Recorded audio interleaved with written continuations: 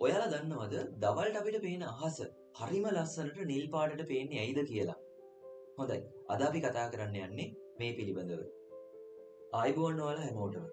අද අපි කතා කරන්න යන මාතෘකාව ඔයාලා දැනටමත් දන්නවා. එතකොට අහස නිල් පාට වෙන්න හේතුව අපි විද්‍යාත්මකව අද පැහැදිලි කරගමු. මේ ගැන කතා කරද්දී අපි ඉස්සෙල්ලාම තේරුම් ගන්න ඕනි දෙයක් තමයි සූර්යාලෝකය කියන්නේ මොකක්ද? ඒතර සූර්යාලෝකය අපිට පේන්නේ සුදු පාටටනේ. මේක පේන විදිහ සුදු පාට වුණාට මේකේ හැංගිච්ච වර්ණ හතක් අපිට දැක ගන්න පුළුවන්. මම ඒකේ ඩයග්‍රෑම් එකක් දාන්නම්. ඔයාලා ඒකෙන් තේරුම් ගන්න අපිට පුළුවන් මේක ප්‍රිස්මයකින් සුදු පාට ආලෝකය වර්ණ හතකට වෙන් කරගන්න. ඒ වෙන් කරගන්න විදිය 11 වසරේ ඉවලා පුතාලා නම් දන්නවා. මොකද අපිට ඒකේ ප්‍රැක්ටිකල් කරන්න තියෙනවා. ඒකේ ඩයග්‍රෑම්ස් අඳින්න තියෙනවා. ඒ ගැන තව කරුණු ඉගෙන ගන්න තියෙනවා. මම ඒ දාපු ෆොටෝ එකෙන් ඔයාලා දකින්න ඇති සුදු ආලෝකය තුලේ වර්ණ හතක් හැංගිලා තියෙනවා. ඒව තමයි දේ දුන්නේ පාට හත. රතු, තැඹිලි, කහ, කොළ, නිල්, ඉන්ඩිගෝ සහ අවසාන වර්ණය තමයි දම්. ඒතර මම නම් මේක චූටි කාලේ මතක තියාගත්තේ මගේ ගුරුවරු මට කියලා දීලා තියෙන පොඩි පද පෙළි කීපයක්. ඒක තමයි මම ඔයාලට කියලා දෙන්නම් දන්නේ නැති ඇති. රන් තැඹිලි කඩන කොල්ලා නිල් ඉරක් දකි. ඒකේ තමයි මේ වර්ණ හත හැංගිලා තිබ්බේ. මම නම් චූටි කාලේ විදිහට මතක තියාගත්තා. ඔයාලා දන්නේ නැති කෙනෙක් නම් මේ වර්ණ හත ඔයාලටත් මතක තියාගන්න. ඒක ඔයාලට කවදා හරි වැදගත් වෙයි. ඒ වගේම මේ සෑම තරංගයකටම නැත්නම් සෑම වර්ණයකටම වෙනස් වූ තරංගායාමයන් දැක ගන්න පුළුවන්. එතකොට තරංගායාමයට අපි කියනවා ඉංග්‍රීසි වලින් වේව්ලෙන්ත් කියලා. රතු වර්ණයට තියෙන දිගු තරංගායාමයක්. ඒ වගේම නිල් සහ දම් වර්ණ වලට තියෙන්නේ ඉතා කෙටි තරංගායාමයක්. දැන් අපි බලමු මේ ආලෝකය පෘථුවියට එද්දි මොකද්ද වෙන්නේ කියලා.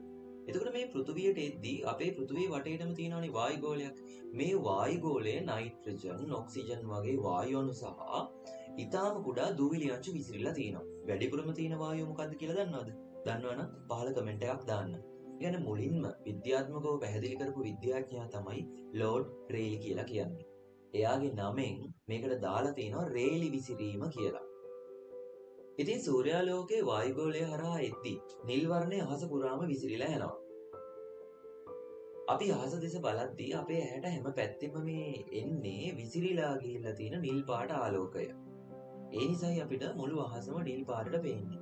දැන් ඔයාලට තව ප්‍රශ්නයක් එන්න ඇති. මම කියවන්නේ කෙටිම තරංගායමයක් තියෙන්නේ දම් පාට වර්ණයට කියලා. එහෙනම් දම් පාටෙන් අහස පේන්නේ නැත්තේ ඇයි? නිල් පාට තියෙන්නේ දම් පාට තරංගයට කලින්නේ. එහෙනම් දම් පාට තරංගයේනේ කෙටිම තරංගායාමයක් තියෙන්නේ. එතකොට මේ දම් වර්ණයෙන් අහස පේන්නේ නැති වෙන්න හේතු දෙකක් අපිට කතා කරන්න පුළුවන්. ඒ හේතු දෙකෙන් එකක් තමයි සූර්යාගෙන් නිකුත් කරන ආලෝකයේ දම් පාටට වඩා නිල් පාට ප්‍රමාණය වැඩි.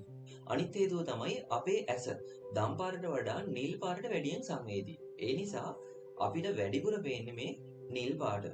එතකොට අපේ ඇසේ තියෙනවා දෘෂ්ටි විතානේ ආලෝකයට සංවේදී වන සෛල වර්ග දෙකක්. එකක් තමයි යෂ්ටි සෛල, අනිත් එක තමයි කේතු සෛල. එතකොට මේ යෂ්ටි සෛල කියලා කියන්නේ රාත්‍රියේදී අපිට පේන්න උපකාරී වන සෛල විශේෂයක්. මේ සෛල විශේෂයේ විශේෂත්වය තමයි වර්ණ පේන තීව්‍රතාවය අඩුයි. ලයිට් ඕෆ් කරලා අඳුර යන වෙලාවක යම්තම් ඡායාවන් වගේ අපිට අවඩ වටපිටාවේ තියෙන දේවල් පේනවනේ.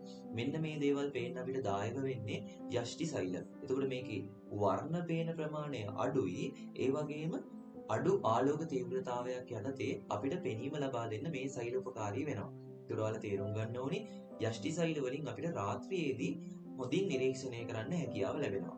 හැබැයි කේතු සෛල ගත්තොත් ඒක වෙනස්. කේතු සෛල වලට අපිට පුළුවන් අපිට හොඳ වර්ණ දැක ගන්න පුළුවන්. එතකොට ෂාප් ඉමේජ් එකක් අපිට හොඳ ඩීටේල්ස් එක්ක හඳුනා ගැනීම සඳහා තමයි කේතු සෛල අපිට පිහිටලා තියෙන්නේ. එතකොට මේ සෛල වර්ග දෙකම වැදගත්. රාත්‍රී කාලයේදී අපිට දැක ගන්න වඩාත්ම උපකාරී වෙන්නේ යෂ්ටි සෛල. දිවා කාලයේදී අපිට හොඳින් ෂාප් ඉමේජ් එකක් දැක ගන්න, වර්ණත් එක්ක හොඳ ඉමේජ් එකක් දැක ගන්න දායක වෙනවා මෙන්න මේ අපි කතා කරපු කේතු සෛල. දැන් ඔයාලට පැහැදිලි ඇති අහස නිල් පාටට පේන්න ආලෝකයේ විසිරීම බලපාන බව. ඒ වගේම යෂ්ටි සෛල සහ කේතු සෛල වලින් සිද්ධ වෙන කාර්යනොත් අද වීඩියෝ එකෙන් ඔයාලා දැනගන්න ඇති. මගේ WhatsApp channel එකක් තියෙනවා. අපි ඒකෙත් මේ වගේ දැනුම ප්‍රශ්න සාකච්ඡා කරනවා. ඔයාලා ඒකත් එක්කත් එකතු වෙලා ඉන්න. ඒක මම description එකේ දාලා තියන්නම්. ඒ වගේම තවත් විද්‍යාත්මක කරුණකින් ආයෙ දවසක හමු වෙමු.